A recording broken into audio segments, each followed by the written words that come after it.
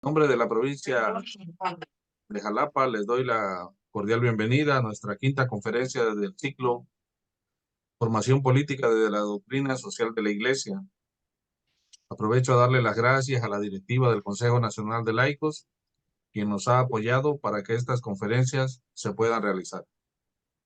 En esta ocasión nos acompaña el maestro Carlos Camacho Alfaro con la conferencia denominada Decálogo Ético, Política y Ciudadanos Católicos, Elecciones 2024. Pero antes de dar inicio, vamos a encomendarnos en las manos de nuestro Creador, haciendo la oración por las elecciones que nos han compartido los obispos de la Conferencia del Episcopado Mexicano. Adelante, Ricardo, si nos apoyas. Sí, un segundo.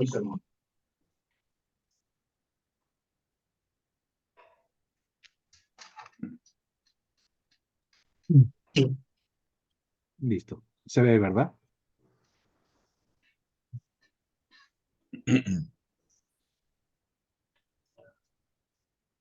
¿La tienes? La tengo. ¿Se muestra en la pantalla? No. ¿No se muestra aún?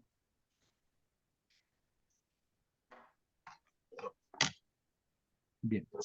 La estoy compartiendo.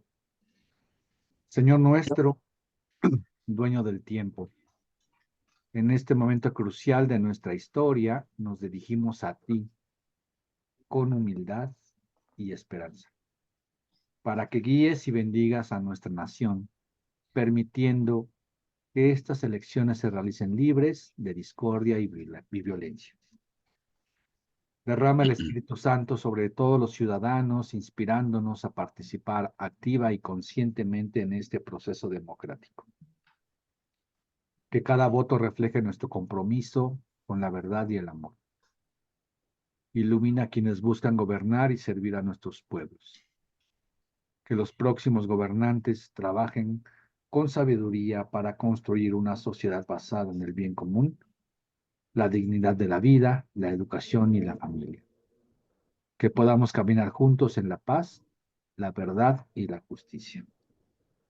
Te lo pedimos por Jesucristo, nuestro Señor y Salvador, el que es camino de justicia y solidaridad.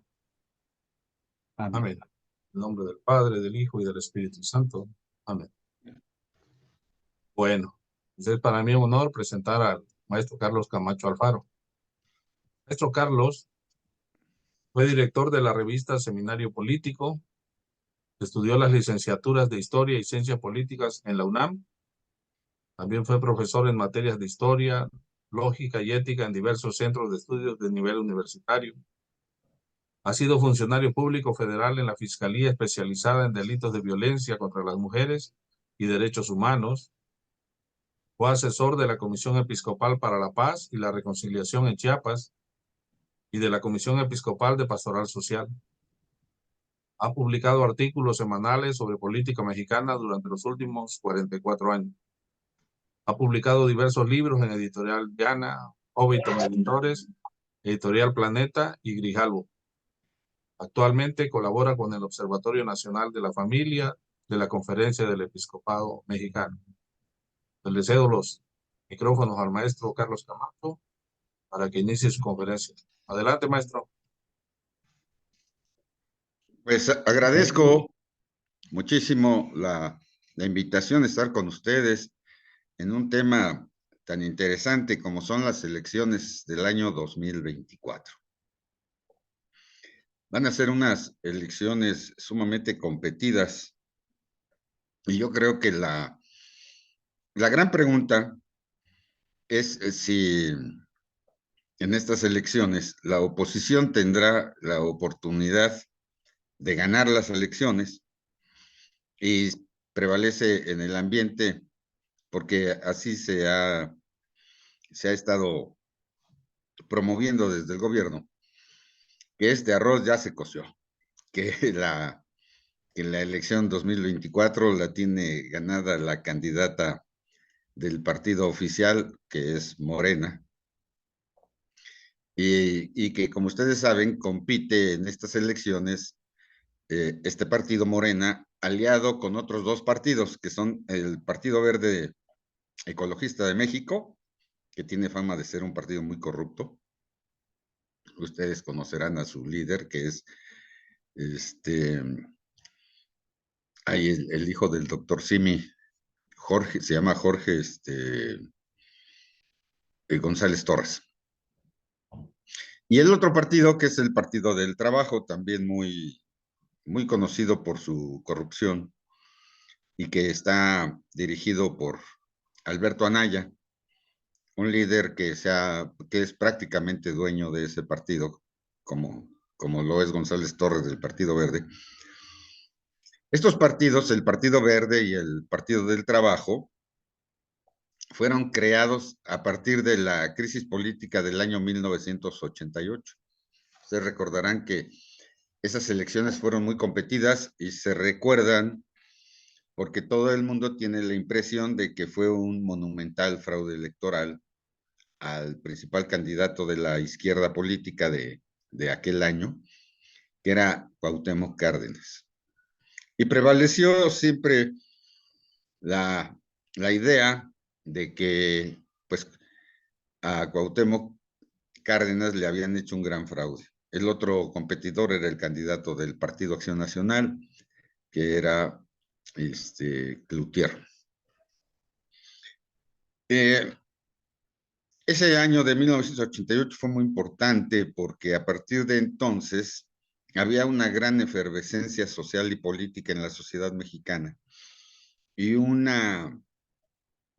gran disgusto de la ciudadanía con la forma en que se llevaron a cabo las elecciones y los resultados. A partir de esos años se agudizó la lucha ciudadana, ya venía desde antes, por lograr la democracia, que se respetara el voto. Y cada vez más fuimos adquiriendo conciencia de la importancia que tiene el voto en las elecciones. Sobre todo porque ya remontándonos a nuestros momentos, a nuestra etapa, la ciudadanía se hartó de las crisis sociales, y se hartó en gran medida porque esas crisis sociales generaron gran incertidumbre en toda la población. Y esto en virtud de que las crisis económicas empobrecían a todo el mundo, porque lo primero que desataban, pues era la inflación y el correlativo deterioro de los niveles de vida de toda la gente en el país, sin excepción, porque hasta los empresarios sufrían con estas crisis económicas. La inflación ha sido un fenómeno terrible en la historia de los últimos 60 años del país, y ese fenómeno de la inflación, que es provocada por los malos gobiernos y la corrupción, pues es en buena medida la responsabilidad de aquellos gobiernos. Cuando uno se pregunta por qué México tiene casi 60 millones de personas en pobreza, y algunos en pobreza extrema, es decir, que no tienen ni para comer, uno se tiene que remitir a aquellas épocas en que las crisis económicas azotaban terriblemente al país. Y es que el gobierno se endeudaba muchísimo, pero además de que se endeudaba, robaba muchísimo. Y no quiero hacer abstracción del gobierno, sino los gobernantes. Por todos lados, la robadera era enorme. El recuerdo y sobre todo las consecuencias de aquellos años las estamos viviendo todavía. Justamente por esa razón, Andrés Manuel López Obrador, después de 2 intentos, logró ganar la presidencia de la República porque convenció a gran parte de la población de que los grandes fenómenos de nuestro tiempo que deberían ser combatidos eran nada menos que la corrupción y el desarrollo de políticas a favor de los pobres. Recordarán, fueron las dos grandes banderas de López Obrador. Uno, la lucha contra los corruptos, lo recordaremos todos muy bien, esa fue su gran bandera. Y la otra gran bandera es por el bien de todos, primero los pobres. Ese año 2018 ya nos había traído gobiernos del PAN, ya nos había traído el retorno del PRI con Enrique Peña Nieto.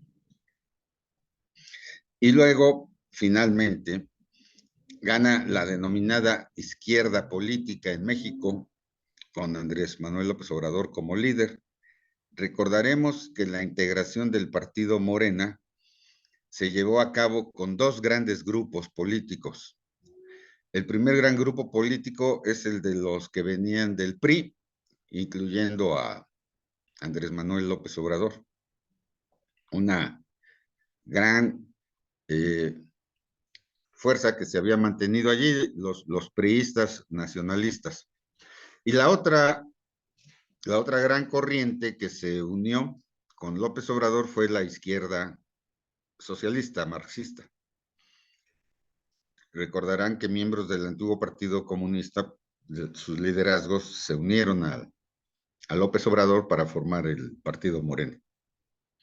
Entre ellos está pues la izquierda del Partido Comunista Mexicano, la izquierda moderada del Partido Mexicano de los Trabajadores que lideraba Eberto Castillo, un líder muy sonado en la izquierda mexicana.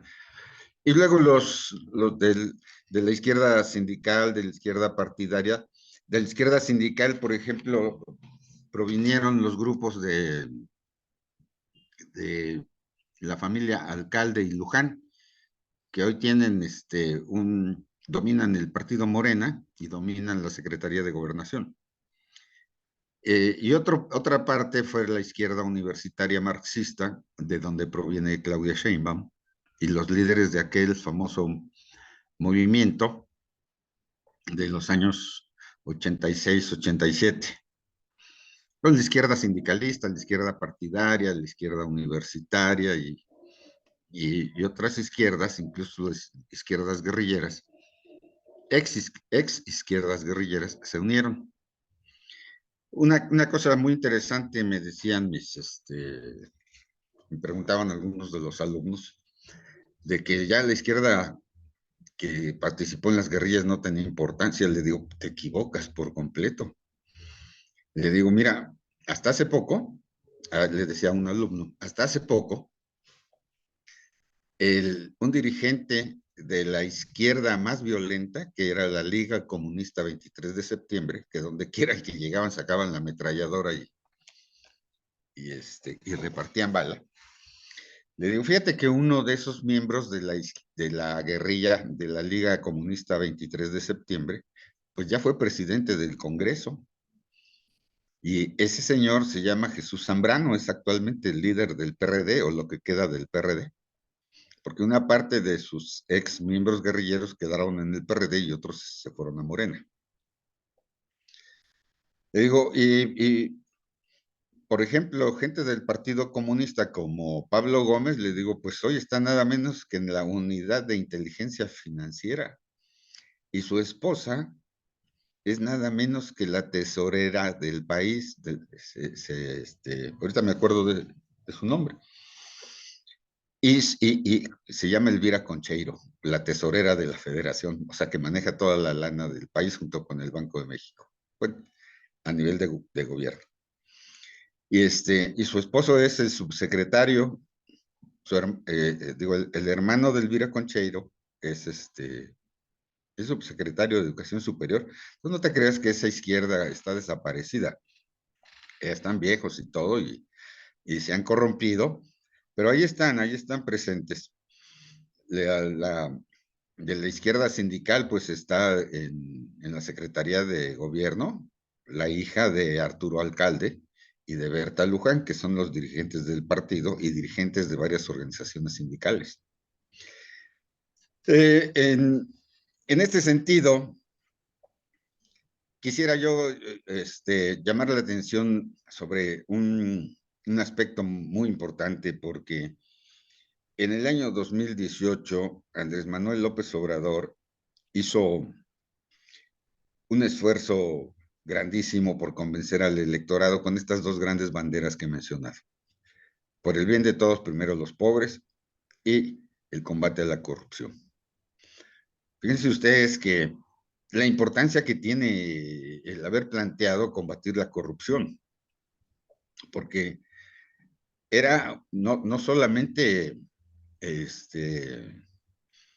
combatir las distintas formas en que la corrupción extrae recursos que pagamos todos los ciudadanos, sino que además va convirtiendo a los diversos gobiernos en refugio de delincuentes, y delincuentes de cuello blanco porque nunca les pasa nada. Y López Obrador prometió combatir la corrupción. Al fondo, no solamente combatirla, sino acabar con la corrupción. Además nos dijo muy, con mucha autoridad, combatiendo la corrupción, vamos a ahorrar cada año 500,000 millones de pesos. Esa es una cosa, es una cantidad fabulosa de dinero. Es medio billón con vela, medio billón de pesos, es una inmensidad de dinero. Y es el cálculo que López Obrador hacía de lo que nos estaba costando la corrupción cada año. Es decir, que nos estaba costando la corrupción 3 billones de pesos cada sexenio, lo cual es casi una cantidad fabulosa. Bueno, déjenme decirles que cuando López Obrador asumió la presidencia de la República, hizo un compromiso muy fuerte con todos los mexicanos, porque es otro de los compromisos que ha empobrecido a la sociedad. Y dijo, voy a establecer la austeridad republicana en el gobierno, pero además de combatir la corrupción, me comprometo ante todo el pueblo de México, y así lo dijo varias veces, en no endeudar al país, en no endeudar a los mexicanos. Estamos más endeudados. Sí, la deuda pública creció enormemente. Una de las cosas que me sorprende, ya pasados los 5 años y fracción de su gobierno, es que pues, como ciudadano veo que se para en el micrófono y dice, no he endeudado al país. Digo, pero por Dios santo, es que no tiene los informes trimestrales, semestrales, anuales de la Secretaría de Hacienda. Por Dios santo, la deuda pública ha crecido enormemente, tanto la deuda interna como la deuda externa, a tal grado que tenemos encima en este gobierno, cuando menos, según las cuentas nacionales, no digo estimaciones, las cuentas nacionales, cuando menos 3 FOBAPROAs. Es decir, el FOBAPROA hasta ahorita, desde el año 1996 a 2024, es decir, pasados 28 años, nos ha costado 1,200,000 millones de pesos. Bueno, la deuda pública de este sexenio ha crecido cuando menos 3 veces más, y la vamos a pagar.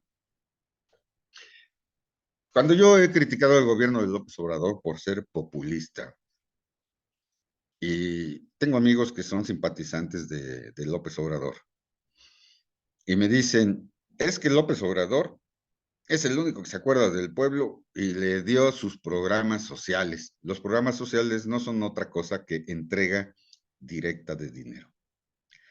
Yo les respondo, mira, en Venezuela se hizo lo mismo. Hugo Chávez le entregó dinero, mucho dinero a la población venezolana, igual que López Obrador, directamente en becas, en pensiones, en estímulos, etcétera. Le digo, pero lo hizo con lo que entraba a Venezuela por concepto del petróleo. En México, López Obrador ha podido repartir todo este dinero endeudando al país porque no lo pudo hacer con el petróleo porque ya no tenemos petróleo. Le han estado buscando, pero las inversiones que se han hecho en exploración y en extracción de petróleo no han logrado ser exitosas. No hemos encontrado nuevos mantos petroleros, se le ha buscado muchísimo, incluso se anunciaron el descubrimiento de 2 o 3 mantos petroleros muy importantes, lo cual no era cierto. Y son campos que están prácticamente en Tabasco, porque ya en la sonda de Campeche no han encontrado nuevos yacimientos. De tal manera que, pues, yo, al igual que muchísimos mexicanos, comenzamos a desencantarnos, porque el problema es que el país se está endeudando muchísimo al grado de que va a haber una crisis, va a tener que explotar en algún momento, pero ya no le va a explotar a López Obrador su destreza política, la trasladó al siguiente gobierno, llegue quien llegue. Entonces tenemos esos graves problemas, porque los programas sociales están financiados con deuda y de una manera o de otra los vamos a pagar. Yo no estoy en contra de los programas sociales. Yo estoy en contra de que se entreguen los programas sociales a gente que no los necesita. Porque ustedes saben, por ejemplo, que la pensión de los adultos mayores es universal. Mis amigos López Obradoristas dicen, es que es un avance en derechos universales. Le digo, no. No. Los programas sociales precisamente deberían de estar dirigidos, en primer lugar, a atender la pobreza extrema. Si estuvieran dirigidos a atender la pobreza extrema, ya hubiera tenido resultados importantes en el combate a la pobreza, que en este sexenio ha aumentado la pobreza extrema, es decir, aquella pobreza a través de la cual 11 millones de mexicanos no tienen ni para comer en el día a día. Y eso sucede, como lo digo, al día a día. Imaginemos, todos los días tienen un problema porque no tienen para comer. Son 11 millones de compatriotas. Les recuerdo que hace 100 años era la población mexicana, total, 11 millones. Hoy somos ya 130 millones. Nos hemos multiplicado bárbaramente. Entonces vamos a enfrentar una elección en la cual vamos a seguir teniendo el problema de la pobreza, vamos a seguir teniendo el problema de la corrupción, el problema del endeudamiento. Que no han estallado como bombitas, eso es otra cosa, y se debe en gran medida a la pericia que ha desarrollado Andrés Manuel López Obrador, pero de que tienen que reventar en algún momento lo van a tener que hacer.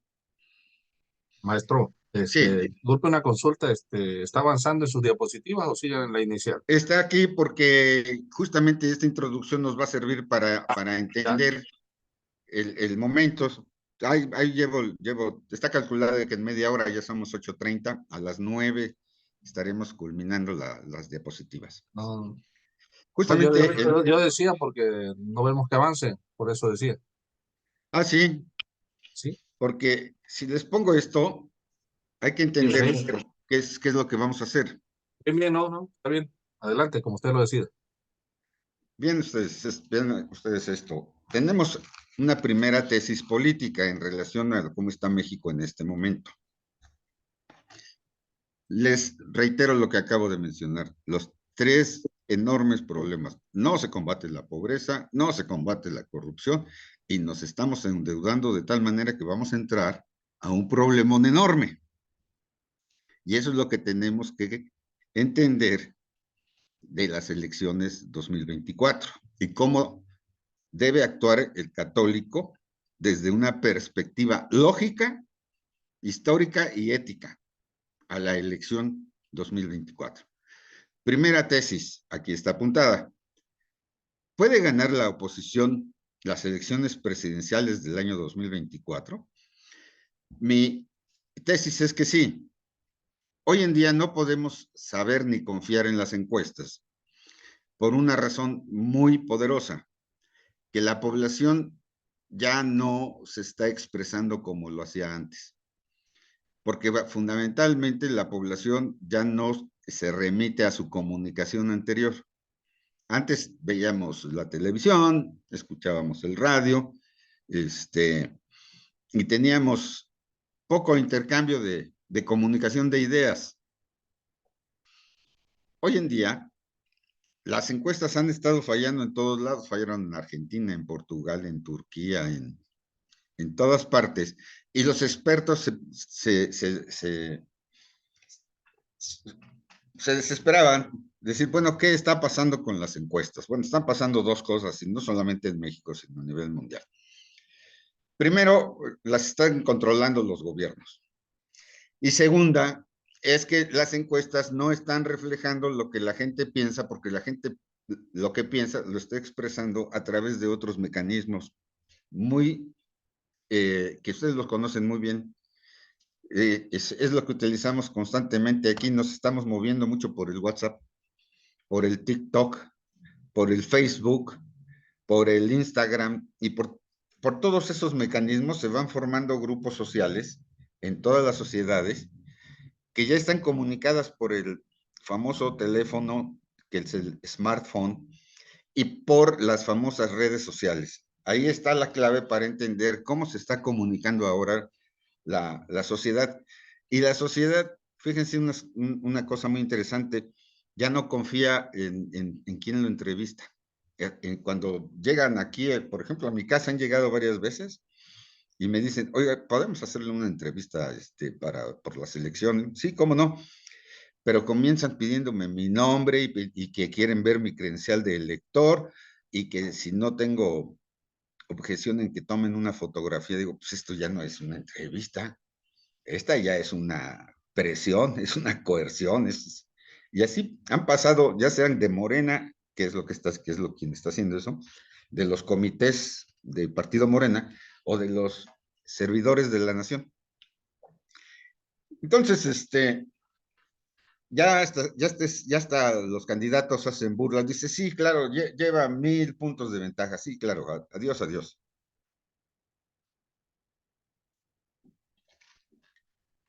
Ese es uno de los primeros puntos.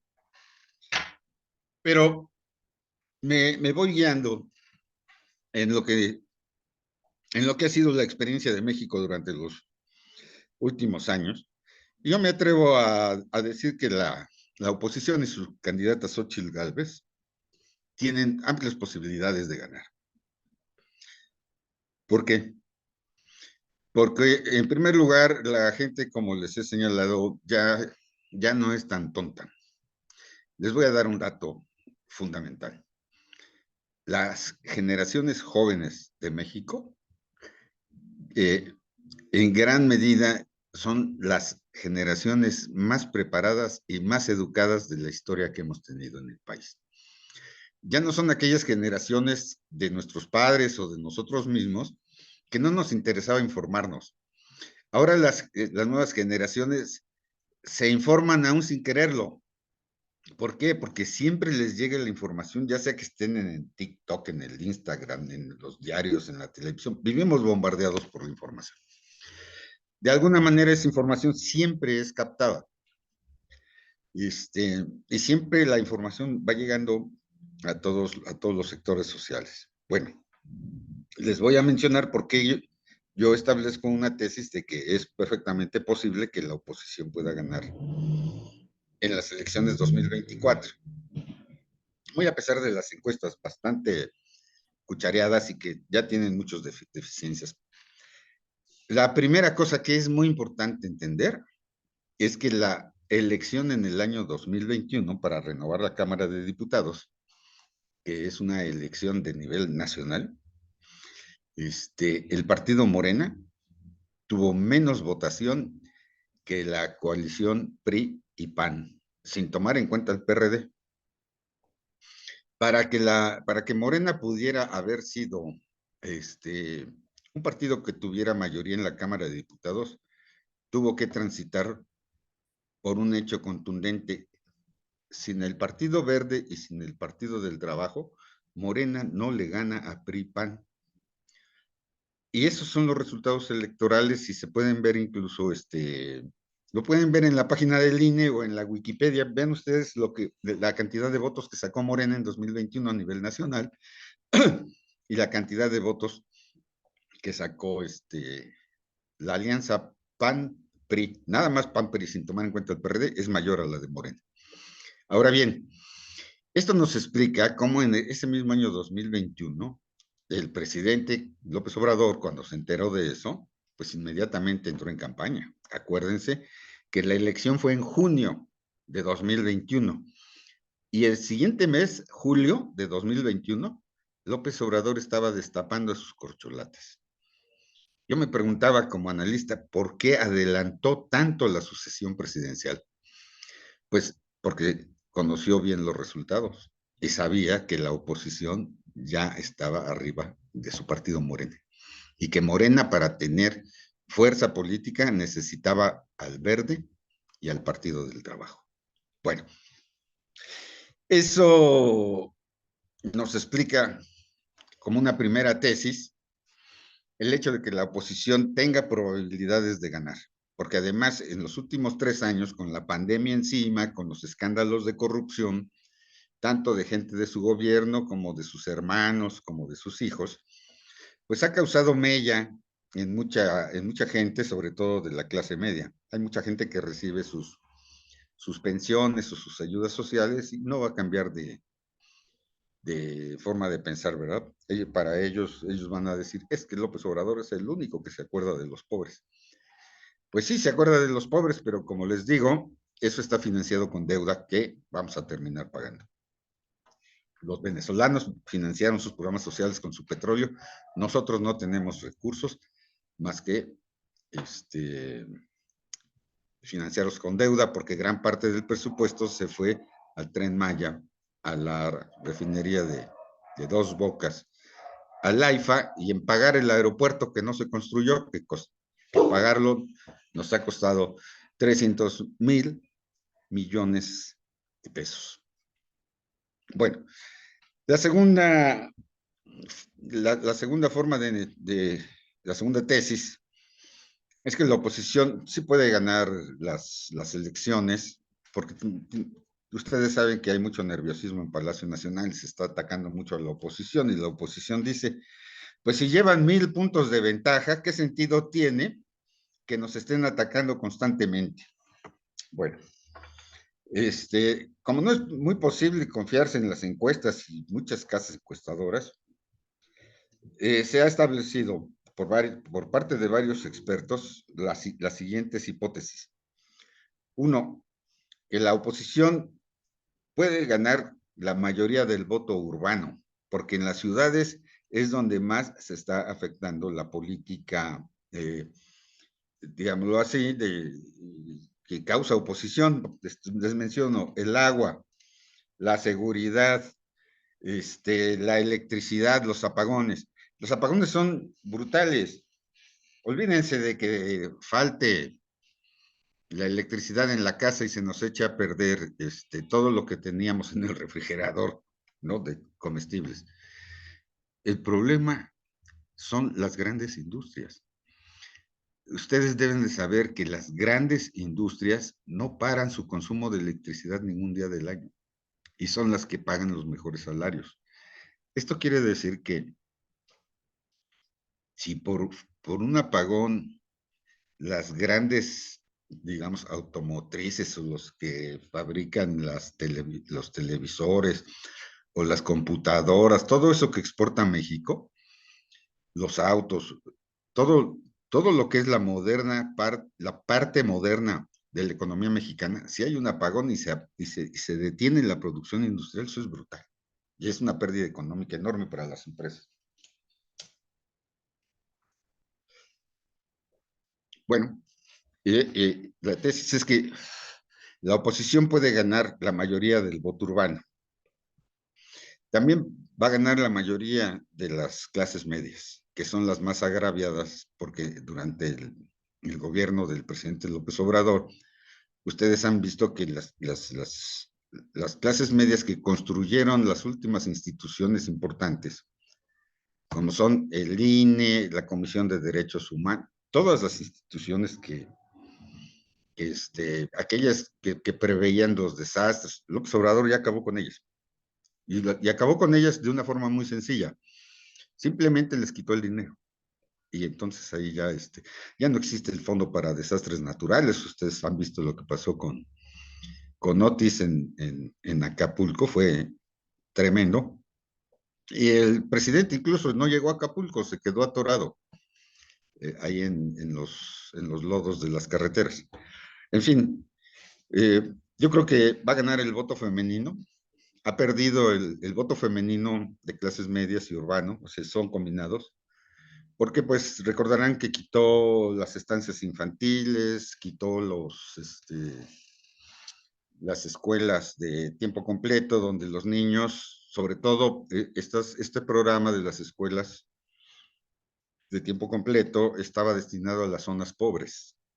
Y entonces resultaba que las madres trabajadoras, cuando llegaban a la casa, ya no tenían que ayudarle a hacer al niño la tarea, ni a prepararle comida, ya habían comido y ya habían hecho la tarea.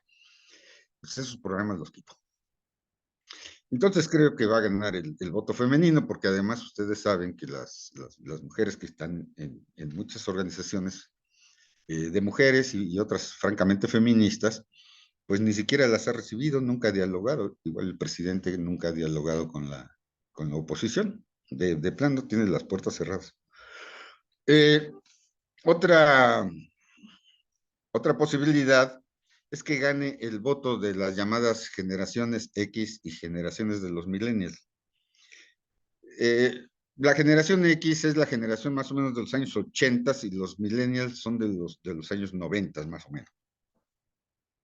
Ustedes recordarán que la generación X, los que fueron jóvenes en la generación X, solo vivieron un ambiente al que le llamaban crisis, crisis, crisis, crisis. Vivieron la crisis de los años 70, las de los años 80 y todavía la de los años 90.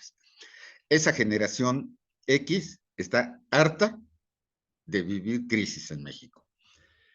Tiene la facultad de haber sido una generación que creció con todos los desafíos que podamos imaginar. Tal vez muchos de los que estamos aquí seamos de la generación X. Y todo lo que se escuchaba en esa generación era la crisis económica, la crisis económica, la crisis económica y la crisis económica. ¿Se acordarán ustedes las famosas crisis del año 76, del año 82, del año 88, del año 94? Bueno, esa generación que creció en crisis, a lo que más le teme es a que México vuelva a caer una crisis y que su familia acabe arruinada, como se vivió la ruina de muchas familias en esa época. Y está la generación de los millennials. Esa generación de los millennials es la generación que empieza a crecer con las computadoras. Esa generación ya vivió la caída del muro de Berlín, vivió la caída de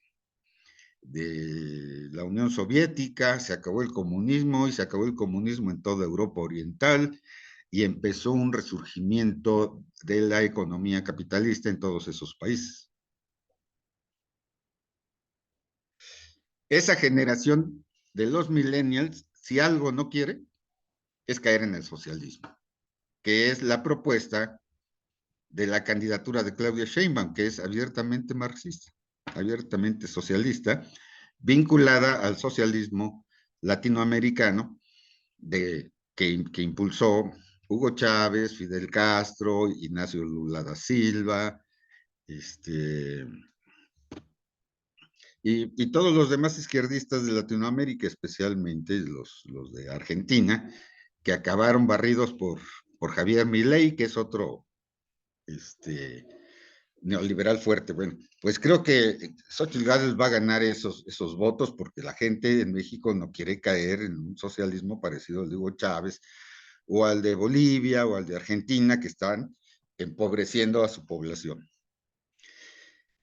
Creo que va a ganar el voto de los inconformes, de mucha gente. Xóchitl Gálvez va a ganar el voto de los inconformes, mucha gente que ha padecido la inseguridad y que ha padecido los asesinatos de su familia, los muertos del COVID, la insuficiencia de las medicinas que brutalmente se han tratado de cubrir con una farmaciotota que me parece una idea monumentalmente estúpida, de verdad.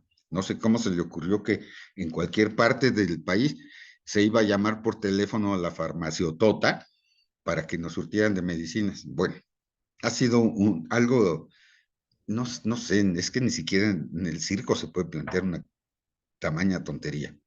Bueno, toda esa gente inconforme, gente que vivió la muerte de sus familiares en las calles, en los hospitales, en sus casas, esa gente no va a votar por Morena, por un segundo piso. Otro voto que tiene casi amarrado la oposición es el voto de los empresarios.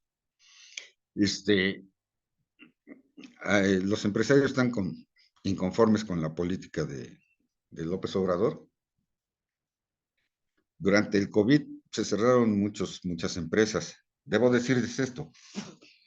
Las empresas en México, la mayor parte de las empresas, un 90% de las empresas son micro, pequeñas y medianas. Y esas empresas quedan, además, casi también el 90% del empleo, no se les apoyó durante el COVID y muchos cerraron, otros aguantaron, pero se calcula que la mortandad de empresas, de los 4 millones de empresas, como un 20% cerraron definitivamente. Y ahorita están intentando abrir esos otra vez, porque ya cuando eres empresario, pues ya quieres seguir siendo empresario y crecer. Pero el problema con los micro, pequeños y medianos empresarios son los salarios. Y está bien que suban los salarios y que los trabajadores ganen bien, eso está bastante bien. Pero el gobierno no entiende que el salario mínimo solo lo ganan 6 millones de personas. O sea, el 10% de la población económicamente activa. Somos 60 millones de personas los que trabajamos. Y solo 6 millones ganan el salario mínimo. Y esos están en las micro y pequeñas empresas. Yo lo he visto aquí en mi colonia. Los que pusieron su changarro de restaurante ya corrieron a sus 2 empleados porque no les pueden pagar el incremento salarial. Y también, por ejemplo, en las tienditas que tenían la de la esquina que tenía 3 empleados, ya nada más tiene 1. Es decir, ¿qué hace el micro o el pequeño empresario que le obligan a pagar por decreto un salario mínimo de 200 pesos? Pues despide al personal y ya. Entonces, el mexicano no se queda cruzado de brazos, porque ustedes verán que lo que ha crecido es el trabajo informal. Es decir, aquí, por ejemplo, yo vivo en la Ciudad de México y yo he visto a 2 o 3 muchachos que lo que hacen es agarrar su trapo y se van de viene para ganar un dinerito. Y así estamos. En fin, creo que va a ganar el voto empresarial, son más o menos 4 millones de empresarios, de estos micro, pequeños, que están en los tallercitos, en los restaurancitos, en las tienditas, en las papelerías. Todos estos empresarios pequeños, micros, pues son los que dan el empleo. Y son unos 4 millones. No creo que ellos vayan a votar por el oficialismo. Creo que va a ganar el voto católico, este es el otro punto, porque, pues aparte del que ya la inseguridad alcanzó a los ministros de culto, y pues se ha ofendido mucho a los católicos en las mañaneras. Muchas veces el presidente no mide su discurso, es un discurso de odio muy irracional, y dice, no, pues es que los obispos son unos hipócritas, y si Claudia Sheinbaum fue a firmar el documento que promovió la Conferencia del Episcopado Mexicano por la Paz, dice, pues son unos hipócritas y no tenían por qué haber ido a firmar. Digo, como dice Juan Gabriel, pero qué necesidad, Dios mío. No era ni siquiera necesario salir a ofender y luego está peleado con todos los periodistas. En lo personal, no me explico cómo todas las está presente el discurso de odio. Y que María Amparo Casar, y que Loret, y que López Dóriga, y yo, a nivel personal, se los comento, por Dios santo, llevamos casi ya 6 años con esto. ¿A qué horas trabaja el señor? ¿A qué horas atiende la seguridad, la salud, la cuestión de la educación, la cuestión del desarrollo económico? Pues se la pasa contándonos las historias según él las ve. Y nos dice quiénes son los malos, a quienes debemos odiar y todas las cosas buenas que ha hecho su gobierno. Entre otras, que no seamos tontos, porque pues hay más homicidios, pero no hay más violencia. Y bueno, ya para que un presidente que dirige una nación tan importante como México, que diga esas cosas, es que ya ande en otro país, digo, en otro mundo, en otro país paralelo, no lo sé. En fin, va a ganar el voto católico en la oposición, es mi hipótesis. El gobierno tiene mucha fuerza porque los programas sociales han convencido a mucha gente, pero para mí están mal dirigidos. En primer lugar, los programas sociales deberían de dirigirse primero a los pobres. Segundo, focalizarlos, o sea, ir al objetivo directo de invertir en los niños y los jóvenes, pero invertir en su educación, en su salud, en su nutrición, en todo lo importante, porque les das una beca como ahora les dan. Lo que yo veo aquí en mi colonia, no sé si pasa en sus colonias, es que los chavos ya tienen para las chelas y tienen a veces hasta para otras cosas, pero no es una inversión en la educación. Bueno, creo que finalmente la oposición puede ganar gran parte de los indecisos. Todo dependerá para que la gente salga a votar. Y aquí viene ya, ahora sí el problema. ¿Y los católicos qué? Mi hipótesis política, que tiene fundamento, es que en el año 2018 ocurrieron cosas que no habían ocurrido antes, porque si hubieran ocurrido antes, te hubieran explicado que López Obrador hubiese ganado el poder en el año 2006, o lo hubiera ganado en el año 2012, pero no lo ganó ni en 2006 ni en 2012. Primero adujo que le habían hecho un enorme fraude electoral. Impugnó muchísimas casillas y resulta que el reconteo en esas casillas lo ganó Felipe Calderón. A quien le habían hecho chanchullo era Felipe Calderón, lo pueden ver ustedes en los periódicos. Y luego dijo, no, es que muchos que estaban conmigo se vendieron. Hubo mucha gente ofendida, yo la conocí, porque dice, ¿cómo me dice que me vendís? Me desvelé, me desmañané, me estuve peleando por defender a López Obrador y ahora me viene a decir que me vendí. Quedó la sensación de que le hicieron fraude. Para mí López Obrador creo que se equivocó al creer que al dominar la Ciudad de México y tener muchos votos en el sureste del país, le iba a beneficiar. Y no. El México más evolucionado, que es el México de las zonas urbanas, no votó por él. Ya estamos entonces en el año 2018 y López Obrador aprovecha dos cosas fundamentales. Primero, conquista a las clases medias con su discurso anticorrupción y conquista a mucha gente de los sectores bajos de la población con su discurso de los pobres, pero además tiene la habilidad de hacer dos cosas. Primero, meterse a las redes sociales, porque la discusión de los ciudadanos, como lo acabamos de mencionar hace un rato, ya está en las redes sociales. O sea, la gente ya no le da la credibilidad tanto al radio, a la televisión. La credibilidad de las personas está en su círculo íntimo y ese círculo íntimo está en las redes sociales.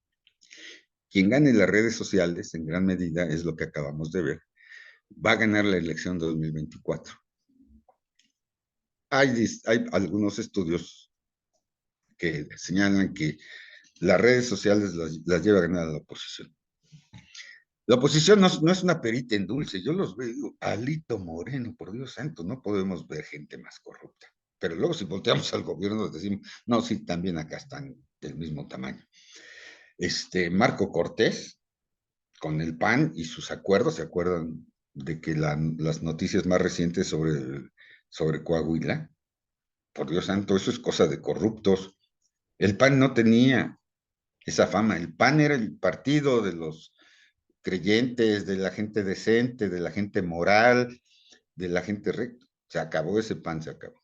Y ahorita está Marco Cortés y los empresarios que dominan al Partido Acción Nacional, apoderados de algunos gobiernos de los estados como Guanajuato, Querétaro, Yucatán. Y bueno, cuando menos le han dado respuesta a su población, generando algo de desarrollo, pero eso no los libra en lo absoluto de la corrupción. Y bueno, por el lado del PRD también los liderazgos están para llorar. Pero como dice el conocido adagio, incluso con tintes religiosos, pues con estos bueyes tienes que arar, no hay de otra. Porque el peligro es, como señalan los expertos, o seguimos enfrascados en la gran pelea a través de la democracia, o nos vamos por el lado del autoritarismo con tintes de dictadura, con militarismo. Así es que aquí no hay más que de dos sopas. No es que se simpatice o no con Xóchitl Gálvez, y mucho menos con los partidos de oposición. Pero si ves por el lado de Morena, y ya es una película muy vista en Venezuela, en Cuba, en Argentina, en Bolivia, no, ni acaba la corrupción, ni acaban con los pobres, y acaban con gobiernos metidos en unos problemas económicos brutales. Busquen ustedes la noticia de los últimos 15 días, en donde el régimen cubano ya no puede ni con el militarismo, ni con la corrupción. La gente en Cuba ha bajado entre 15 y 20 kilos de peso en los últimos 2 años. Y el gobierno cubano de Díaz-Canel está pidiendo en estos momentos ayuda urgente a la Organización de las Naciones Unidas para que les manden comida, porque la gente ya no tiene que comer. Ni el régimen está hecho para generar empleos, y el país y las ciudades cubanas se les están cayendo a cachos. En Venezuela, las últimas mediciones realizadas a nivel nacional e internacional indican que de cada 10 venezolanos, 9 son pobres. Venezuela, recordarán ustedes, hace unos 20, 25 años, pues era un emporio, había corrupción, ¿sí? Pero no había la militarización y la dictadura que existe hoy en día.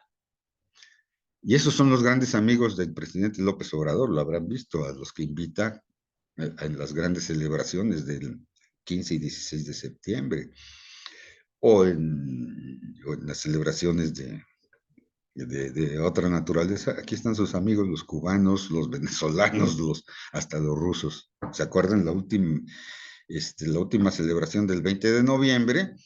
Invitó a la delegación rusa, pese a que el mundo los estaba condenando por la invasión a Ucrania. El presidente mexicano los invitó a desfilar en el desfile nacional de la independencia, el 16 de septiembre.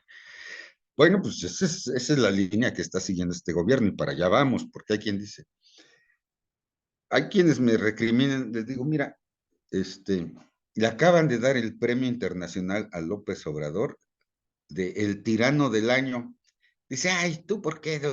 Le digo, yo no se lo di, se lo dio la Organización Internacional de Periodistas y otros organismos que evalúan el desempeño de los gobiernos.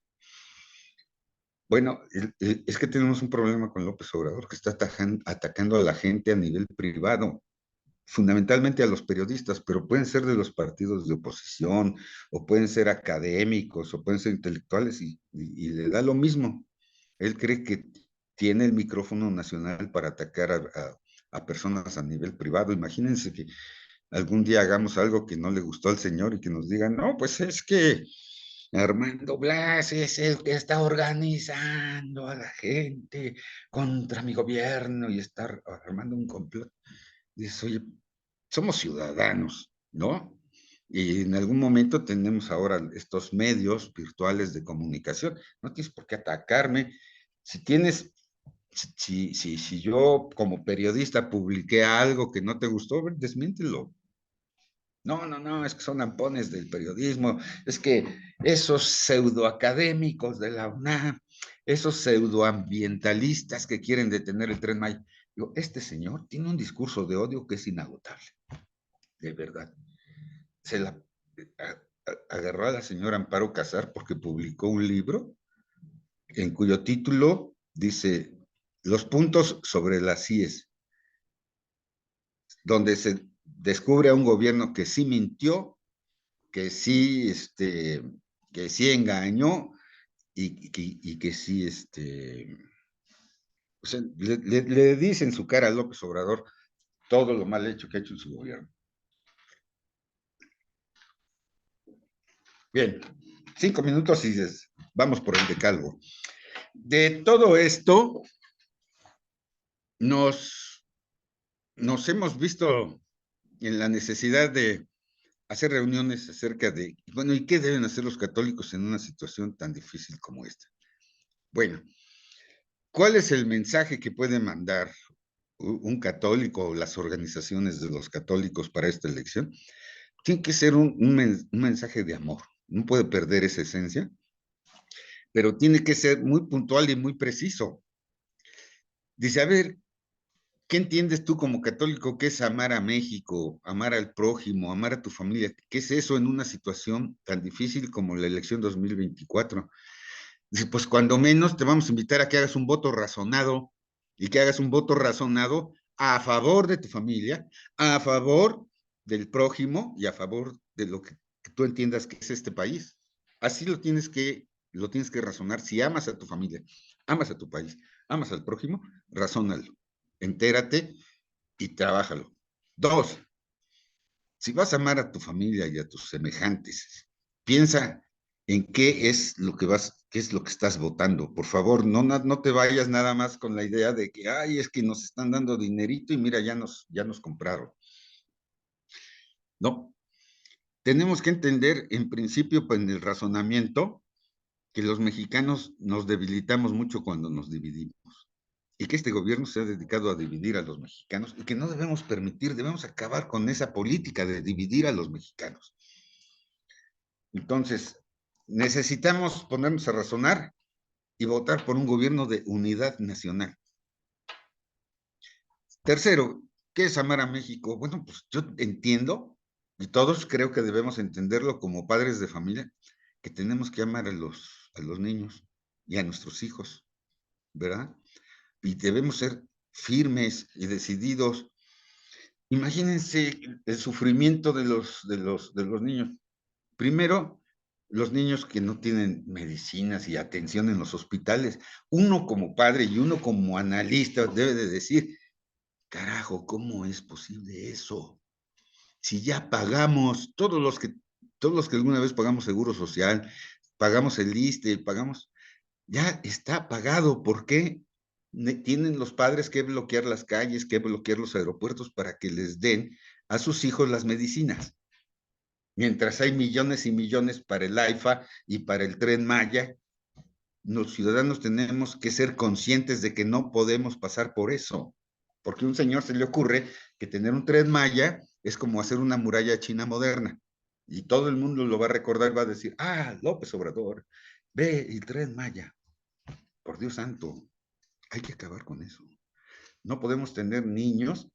No sé si han visto el video cuando Xóchitl Gálvez visitó a las madres y a los padres cuyos niños han sido asesinados. No murieron por enfermedades o murieron en accidentes, murieron asesinados por el crimen organizado. Y son miles y miles y miles de niños que han muerto en este sexenio y el gobierno no les pone atención. ¿Cuándo han oído ustedes que ha puesto atención a todas esas familias que sufren porque sus niños fueron asesinados?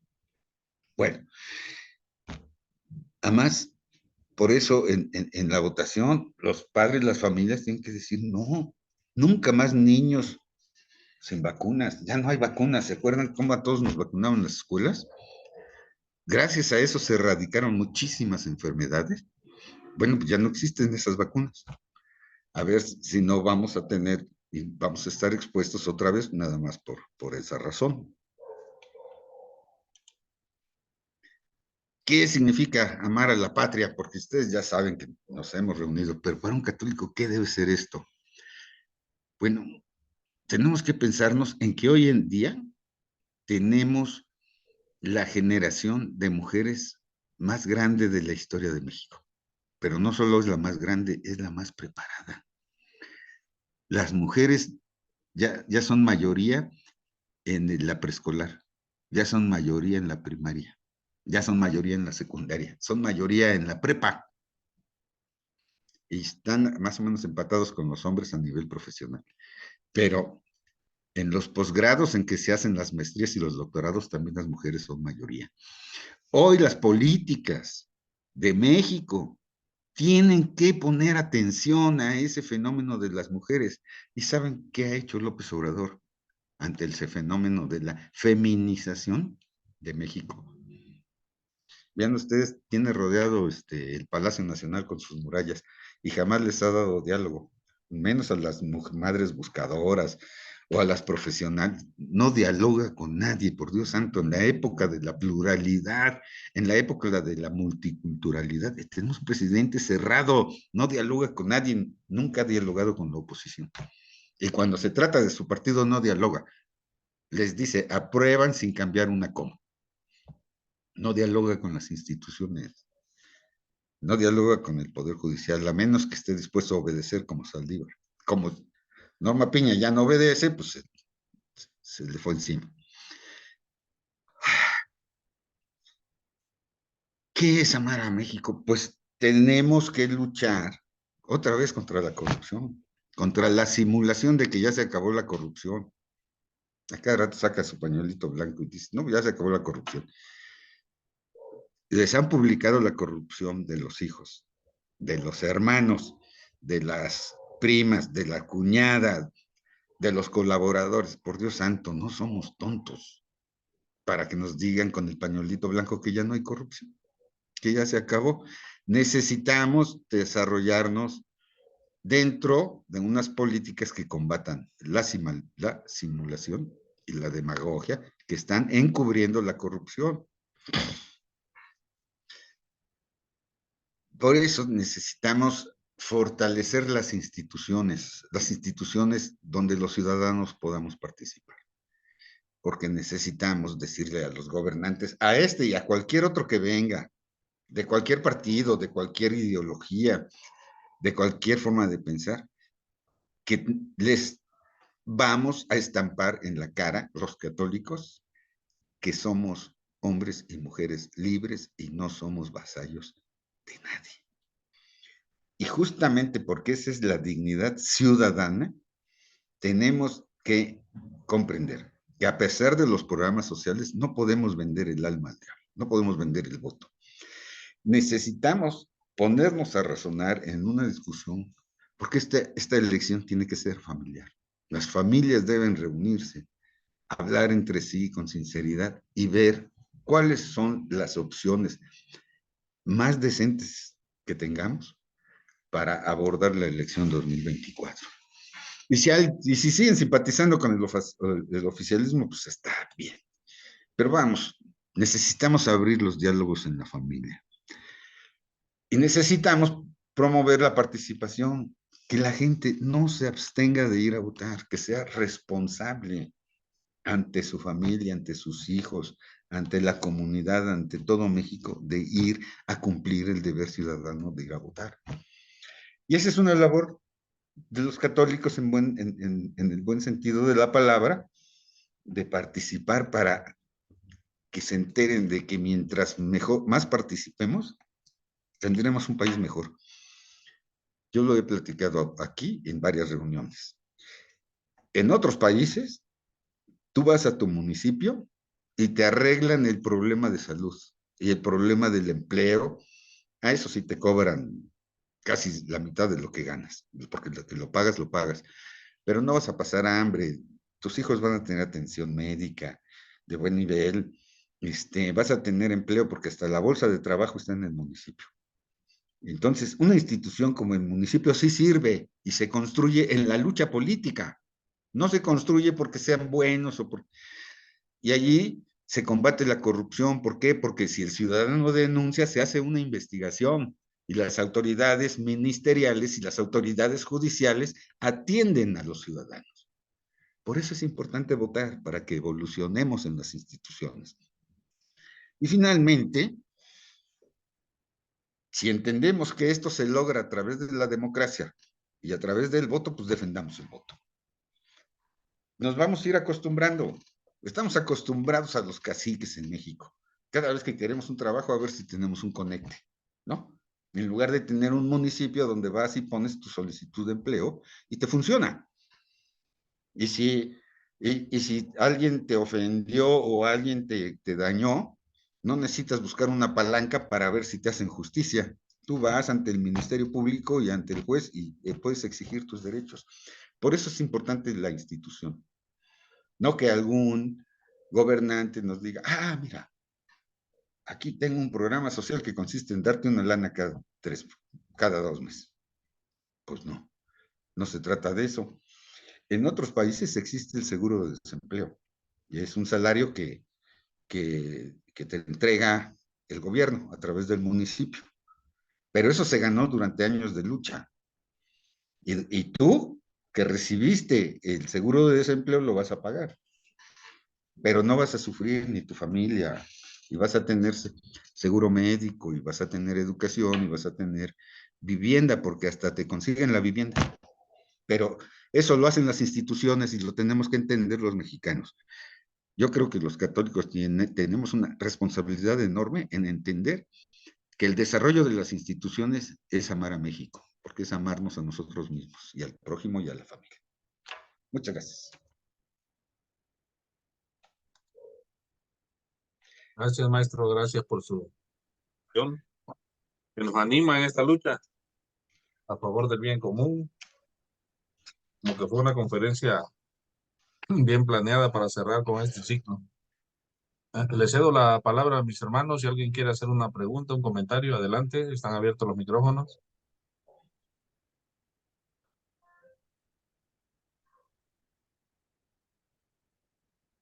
Si no hay, me he hecho una reflexión final. A ver, adelante, maestro, lo escuchamos. Miren ustedes, porque les seleccioné una serie de imágenes, porque quiero que se comprenda la gran importancia que tiene el voto católico en México. Pero los primeros que entendieron la importancia del voto católico fueron los marxistas, aliados con otros grupos, como los masones. López Obrador es un maestro masón. Aquí les dejo el link, donde dice, AMLO no es católico, es gran maestro masón y evangélico, porque aquí lo dicen los líderes de la masonería mexicana, para que vean ustedes que no es cuento mío. Morena, la esperanza de México. Esa es la Virgen de Guadalupe. Morena, la esperanza de México, es la Morena del Tepeyac. Pero estos señores tomaron la imagen en un mensaje que le llaman mensaje subliminal, es decir, que sin que te des mucha cuenta, te penetra en la cabeza y te dice Morena, la esperanza de México. Así le pusieron a su partido, como la Virgen de Guadalupe. No es casualidad, y se los voy a decir quién lo hizo Pigmenio Ibarra, que es el que maneja las telenovelas y que sabe cómo llegarle a los sentimientos de las personas. ¿Se acuerdan que Pigmenio Ibarra hizo estas telenovelas de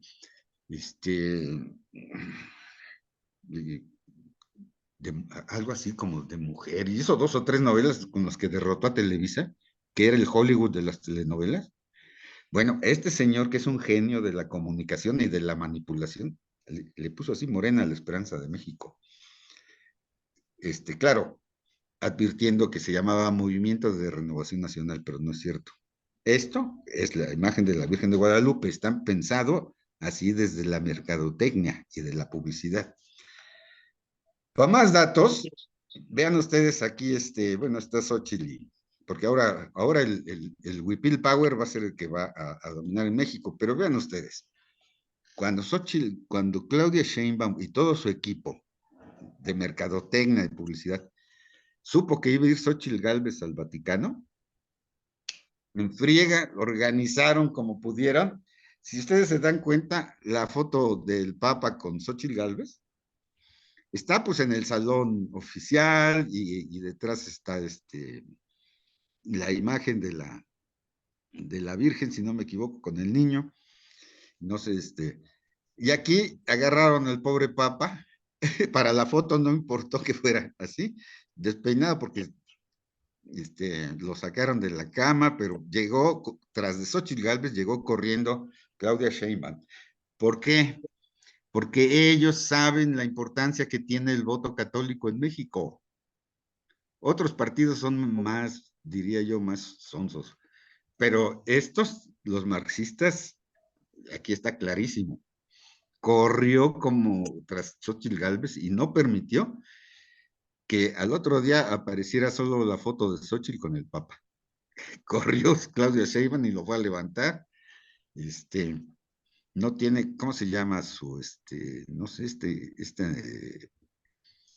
su gorrito que se pone Papa? Aquí está normal la foto, y aquí Claudio Sheinbaum desmañanando al pobre Papa. ¿Qué quiere decir esto? Que estos cuates entienden la importancia del voto católico. El voto católico es el que los llevó a la presidencia. Yo he insistido en mis análisis anteriores que la mayoría de las mujeres entre los 30 y los 60 años son las que están decidiendo las elecciones, porque son la mayoría electoral. Esa es la importancia del voto católico femenino. El voto católico femenino está decidiendo las elecciones. Ténganlo presente, señores. Ya por último, no tienen abuela, así se los voy a decir. Tienen en campaña electoral a la Virgen de Guadalupe. Los marxistas, que ustedes saben que son ateo materialistas, ¿verdad? Tienen en campaña electoral a la Virgen de Guadalupe. Esa es la importancia del voto católico. Creo que esto lo hago no por enojo, sino porque hay que puntualizar lo que está sucediendo en la política. Y en la política, estos señores saben manipular a los católicos, ¿verdad? Por eso le pusieron Morena a su partido, por eso ponen a la Virgen de Guadalupe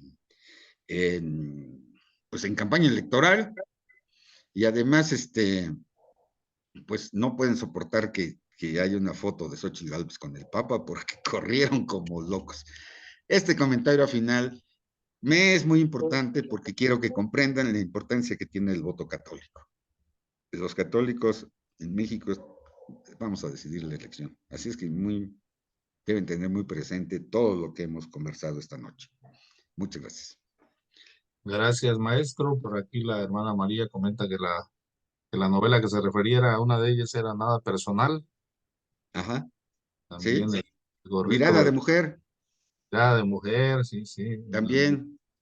El Acuérdense gorro. cómo el asesor de López Obrador, Epigmenio Ibarra, ahí le ganó a Televisa las telenovelas. Muy bien. Y el gorrito del Papa se llama Solideo. El solideo. Fíjense que el tema con Epigmenio Ibarra es muy interesante porque él es el que organiza las mañaneras, no es Jesús, ¿qué? Jesús Estrada, Ramírez. Jesús Ramírez. El que organiza es para tener ahí a López Obrador como una especie de rockstar, donde todas las iluminaciones y los movimientos y las imágenes y todo se mueve alrededor de él, como que si todo el mundo girara alrededor de él. Eso causa impacto en las gentes. Por eso, en buena medida, tiene mucha credibilidad, pero dice muchas mentiras, pero muchísimas. Y yo creo que ya incluso estaba medio desequilibrado, la verdad, porque no puede ser que esté atacando a nivel personal y no puede ser que esté diciendo tantas mentiras y que esté dirigiendo un país al odio. para tenerlo dividido. ¿Algún comentario, maestro, en relación a la información que se menciona que tiene la DEA con relación a López Obrador y su plan? Desde tiempo atrás hay un problema con el presidente López Obrador y su relación con gente relacionada con la política y los gángsters de los cárteles. Ustedes saben que en el año 2014 surgió el problema de Ayotzinapa, que fue brutal,